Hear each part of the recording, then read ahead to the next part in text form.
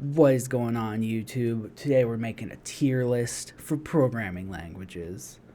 First up, we got everyone's hipster favorite, it's Go.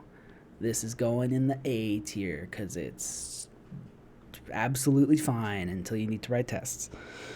Next up, we got Elixir. It's basically Ruby, but thread safe and fast. That's going in the A tier as well. Starting off strong.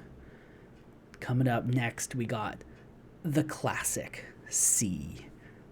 There's nowhere else this can go but the C tier. Next up, we got Haskell. And you may be thinking, why are we using a mathematical notation language in a programming tier list? And you're right, E tier, education only.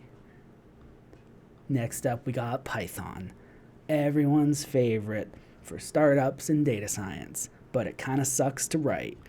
D tier for data science, and don't really want to use it. Next up, we got Ruby, which is Python, but a bit better, but kind of slow. B.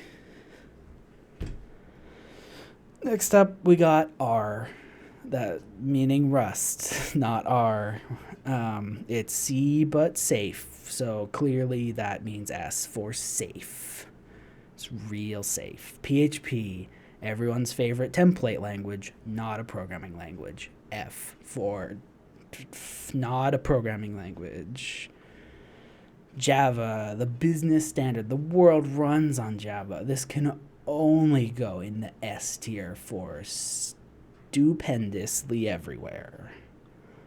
Next up, we got Swift, Apple's language for doing stuff with Apple stuff. It's fine, probably. I don't know. C sharp, Microsoft's language.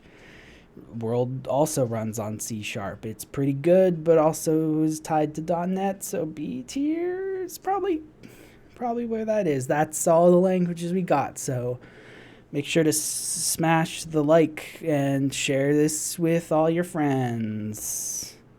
Thanks.